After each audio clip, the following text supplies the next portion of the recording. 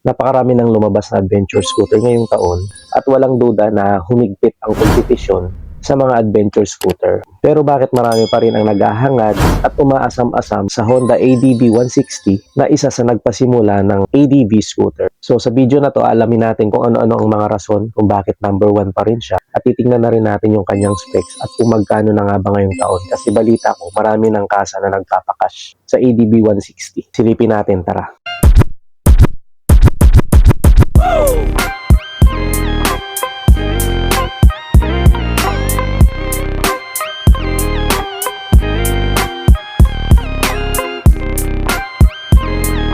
Unang-unang rason dyan, walang duda yung kanyang looks o yung kanyang forma. Dahilan kung bakit talagang number 1 pa rin at mabenta yung ADV 160 sa kategory ng adventure scooter. Sa tindig pa lang nito ay talagang may angking pikas na natural. Brusco, macho dahil dito sa kanyang side fairings, napaka-macho talaga tingnan. Likas sa imahe nito or sa kanyang looks na may angking kakayahan talaga na pumahak sa iba't ibang klase ng kalsada or daan dito sa Pinas. Mapa-rough road man ito or bumpy road dahil na rin siguro sa kanyang mga gulong o na naka-dual sports at sa napakaganda at akma nitong mga suspension dito sa unahan tapos lalong-lalo na dito sa kanyang likuran na naka-subtank pa.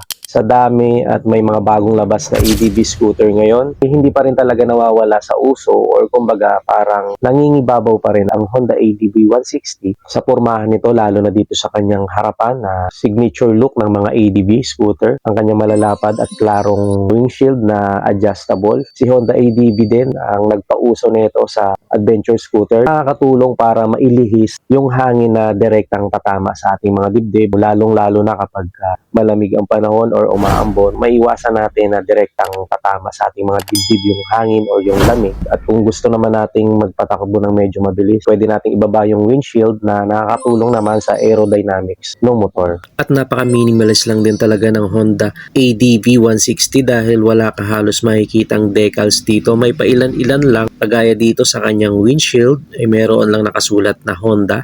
Tapos dito sa bandang kanan, dito sa kanyang front face ay may HSTC. At dito sa bandang unahan sa side fairings ay mayroong silver plated na Honda. At dito sa front fender makikita natin yung ABS. At pagdating dito sa kanyang bandang hulihan sa magkabilang gilid ay may gold plated naman na ADV 160. Pagbaba naman dito sa kanyang headlight, makikita natin dyan yung kanyang napaka-stylish pa rin na split type headlight. Naka-LED na rin ito, napaka-premium ng kanyang DRL or daytime running light. Iconic na mga signal light na nakahiwalay bandang itaas na naka-LED na rin. At pagka sinilip naman natin yung kanyang taillight, makikita natin dito na naka-LED na rin. Napaka-angas din ang formahan ng kanyang taillight. At syempre yung kanyang parang X ito na pinahaba. At ganun din yung kanya mga signal light dito sa hulihan na naka-LED na rin. Mas mapapatagal yung buhay ng mga battery natin gawa ng lahat ng kanya mga ilaw ay naka-LED at pati na rin yung ilaw ng plaka. At nilagyan nila ng reflector dito sa hulihan na added visibility lalo na sa gabi kapag tinamaan ng ilaw. Siyempre, napaka-forma ng kanyang handlebar, naked handlebar ito. May end bar na rin yung kanyang handle grip. At makikita natin dito yung kanyang mga switches sa kaliwa.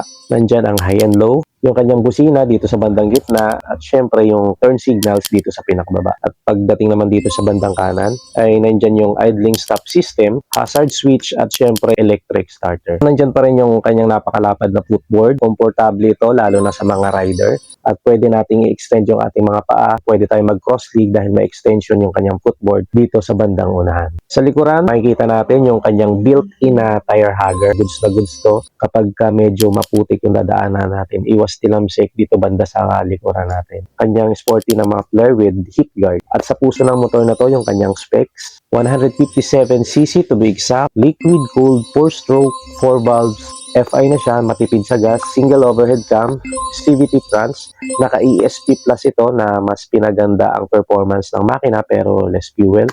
Sa kanya namang maximum power ay may 15.8 horsepower at 8,500 RPM. May maximum torque na 14.7 Nm at 6,500 RPM. Ang kanyang tank capacity ay may 8.1 liters. Sa kanya namang underseat compartment, napakalapad nito. Kasyang-kasya dito yung half-face na helmet at syempre yung full face na helmet depende sa klase ng helmet na may sukat na 30 liters. Ang kanya namang fuel consumption, napakatipid talaga na naglalaro sa 45 to 52 kilometers per liter. Nakakiles ang motor na to. Dalawa yung remote na ibibigay sa inyo pagka inabil nyo yung unit na to. So nandito tayo ngayon sa Motorcycle City Taytay para i-review yung kanilang ADB 160.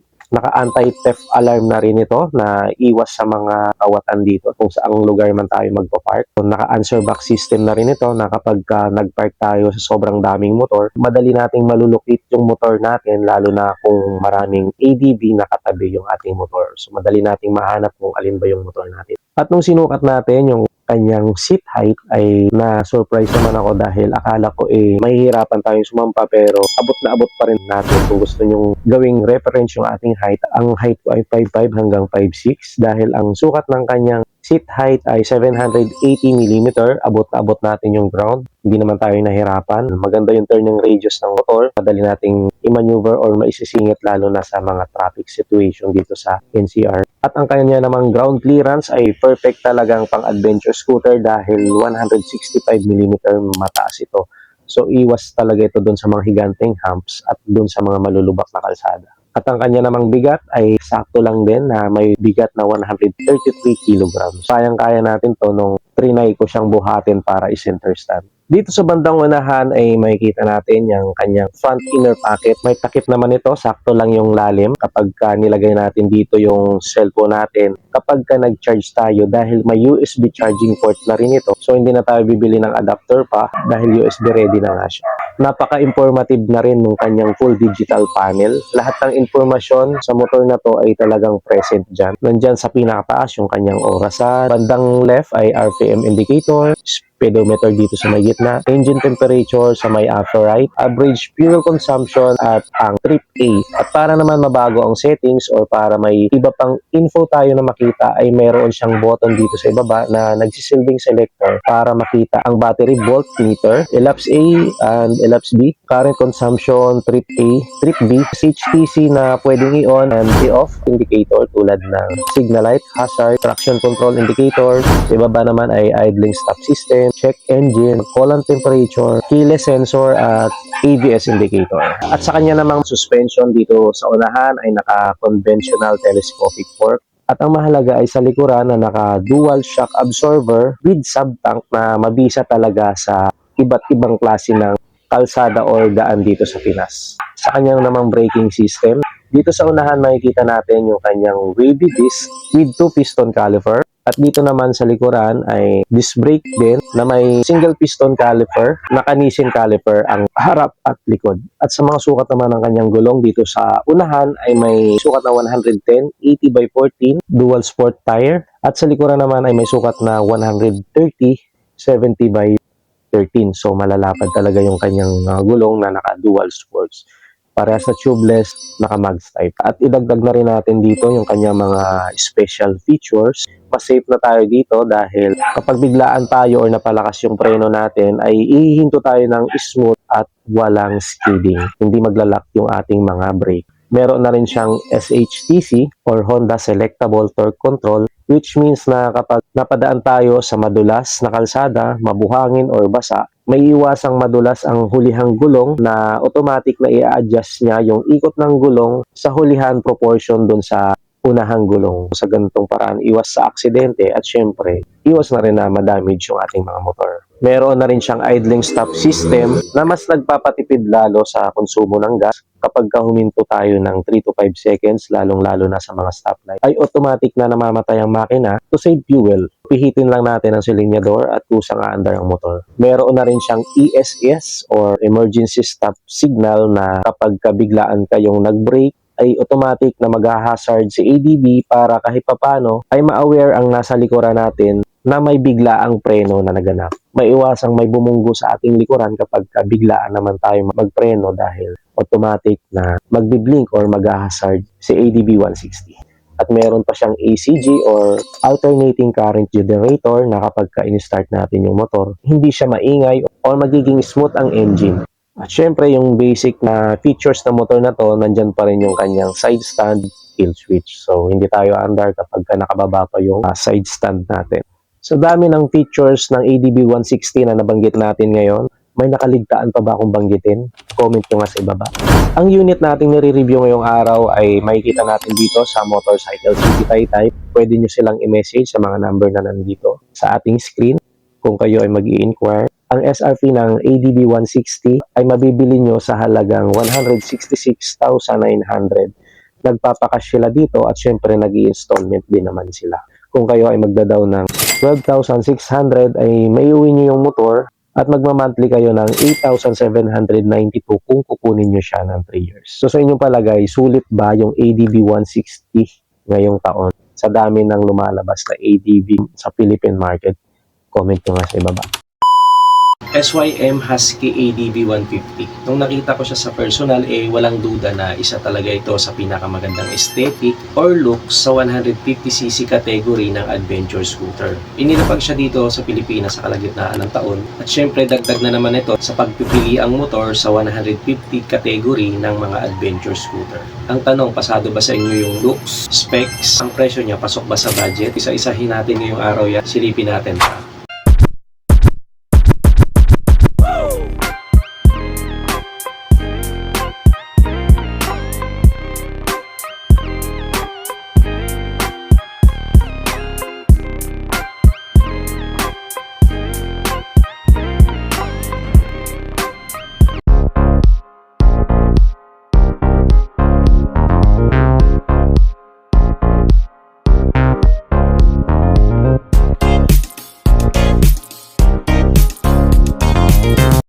Sa kanyang looks ay talaga namang may sariling character ang Husky ADB 150 na hindi naman porke ADB siya ay magkakamukha na kagaya nung ADB 160. So, itong Husky ADB 150 ay may sarili naman siyang character. Napakaganda din talaga nung kanyang mga design, makanto siya. Dito sa kanyang front face ay meron siyang vibe ng parang robot or transformer, yung parang ang tapang ng datingan dito sa harap. Ang Husky ADB 150 ay may mga kulay na green, white, black at syempre ang bidang kulay ngayon sa araw na to ay ang kulay gray. Adventure scooter ito, hindi mawawala dyan yung kanyang clear na windshield, so medyo may kalakihan na rin ito. Non-adjustable ito unlike dun sa ibang adventure scooter. Kapag ka may windshield, nakakatulong ito para hindi direktang tatama yung mga hangin sa ating dibdib. Less stress ito lalo na pag nasa long ride tayo. Napaka-minimalist lang din talaga ng motor na to dahil dito sa kanyang front face makikita lang natin dito yung kanyang logo, pinakagitna at syempre yung kanyang mga ilaw, yung kanyang headlight dito na naka-split type na may daytime running light na rin na naka-LED, pati ang kanyang mga signal lights at ang kanyang Thor Hammer taillight. Nabanggit natin dito na napaka-minimalist niya dahil wala ka talaga makikitang decals dito or mga stickers. Tanging ang logo lang dito sa harap ang makikita natin, ang emblem lang ng TCS na nandito sa kanyang unahang fender at dito sa kanyang hulihang bahagi, magkabilaan ay naka-emblem yung Husky 150. Agaw pansin na rin dito yung alloy na apakat or footrest ng ating mga backride. Napaka-durable niya. Makapal yung ginamit na alloy dito at syempre naman yung footboard na para naman sa rider. May extension na rin ito, medyo malapad din yung kanyang footboard na nagbibigay komportable lalo na pagka nasa mga long ride tayo. Goods na goods kapag may malapad na footboard. Punta agad tayo sa kanyang specs. Ito ay may engine specs na 150cc, 4-stroke, single cylinder, single overhead cam, 4-valve at ang kanyang bore and stroke ay 57.4 by 57.8mm. Hindi rin talaga ito papahuli at medyo torquey na rin ang motor na to dahil nga sa ADB siya. Ang kanyang maximum power ay 10.8 kW at 8,000 RPM na may maximum torque naman na 14.5 Nm at 6,000 RPM. Hindi tayo makangamba kapag nasa long ride tayo or mahaba yung biyahe natin dahil naka-liquid cooled na rin ang makina ng isang to. CVT transmission, so matipid na rin dito sa gas dahil FI na rin siya at may tank capacity na 15 liters at may fuel consumption naman na 40 to 45 kilometers per liter. Depende yan sa ating driving habit or sa driving style natin, sa bigat ng rider at syempre sa road condition na rin. Bukod doon sa napakalaking clear windshield nito ay may parang cover naman dito sa kanyang panel na kapag sumikat yung araw ay hindi direktang tatama sa ating mga panel. Nakakatulong ito para makita natin ng maayos yung ating mga instrument panel. Speaking of panel, ang kanyang instrument panel ay full digital At lahat ng mga pangunahing impormasyon sa motor na to ay makikita na rin natin dito, kagaya ng odometer, fuel gauge, trip meter, speedometer, at marami pang iba. Isa sa mga nagpapogi din dito at nagpaganda ng disenyo ng motor na to ay yung kanyang naked handlebar. Dito naman sa kanyang handle grip ay meron din siyang bar end, na kapag tinignan naman natin dito sa kanyang left side, ang kanyang mga switches ay makikita natin ang kanyang passing light, high and low, turn signals, at ang kanyang busina. Dito naman sa may bandang kanan ay makikita natin ang kanyang hazard, kanyang engine switch, at ang electric starter. Nakakailis na rin ang motor na to. Katabi naman nito ang kanyang USB ready na charging port. Pwede tayong mag-charge ng ating mga cellphone lalo na pagka nasa long ride tayo. May maayos at komportableng upuan na may mga touch lang na silver dito sa kanyang unahan ng upuan at dito sa kanyang magkabilang gilid na may nakasulat na SYM. Sa kanya namang grab bar ay nakakulay silver din, naka-split type ito. At isa pa sa mga maliliit na detalye na napansin ko dito sa kanyang P-rings, kapag tinitigan mo ay meron siyang mga carbon finish dito sa mga P-rings siya na kulay black. At nung binuksan ko yung kanyang underseat compartment, napakalawak nito at talagang kasyang-kasya yung ating mga helmet. Syempre, depende pa rin yan sa disenyo ng ating mga helmet at sa shell ng helmet. Naka-upright position yung kanyang muffler, so bumagay ito sa disenyo ng motor. At sa features naman ng motor na to ay syempre meron siyang TCS or traction control system na kapag basa or mabuhangin yung ating mga dadaanan, kapag aksidenteng nadulas ito, ay hindi nito hinahayaan na mapabilis yung ikot ng gulong. Nakakatulong ito para maiwasan natin yung semplang or disgrasya. Dahil isinasabay pa rin ito yung ikot ng gulong sa hulihan doon sa ikot ng gulong sa unahan. At ang maganda din sa motor na to ay naka-dual ABS na to, ibig sabihin naka-ABS na sa harap at maging sa likuran. Isa ito sa magandang features ng motor lalo na dito sa mga scooter dahil nakaiwas din ito sa mga posibilidad na aksidente dahil hindi basta-basta maglalak yung ating mga preno kapag biglaan nating napihit yung ating mga preno. At dahil nga naka-dual ABS ito, so ang kanyang braking system ay parehas na naka-disc brake. Dual sports na rin yung kanyang gulong dahil nga adventure scooter siya na may sukat sa unahan na 120/70/13 at sa likuran naman ay medyo malapad din na 130/70/13. Maganda ito sa cornering o kaya sa mga banking. Kapag pinuntahan naman natin yung kanyang suspension sa unahan ay naka-telescopic fork ito. At ang kagandahan dito ay meron siyang protective boots kulay black. Iwas ito sa dumi or sa mga bagay na maaring tumama sa ating mga telescopic fork. At kapag sinilip naman natin yung kanyang suspension sa hulihan, ay naka-single swing arm ito na adjustable na monoshock. Nung trinay ko itong upuan ay medyo maganda na yung bouncing ng kanyang mga suspension. Hindi makukumpleto yung vlog natin ngayon kung hindi natin sinukat yung motor na to. Yung kanyang seat height nung sinukat natin ay may sukat ng 785mm. Okay na okay pa siya sa ating height na 5'5 hanggang 5'6. Yung mga may height na 5'4 kaya pa rin naman dahil hindi naman tayo dito masyadong tiptoe. Maganda din or malawak yung kanyang turning radius. So hindi tayo dito mahihirapan kapag nag-park tayo ng motor or kapag nagmaniobra tayo. Ang kanya namang dry weight ay 150 kilograms. Sa kanyang dimension ay may 1,980 sa kanyang length.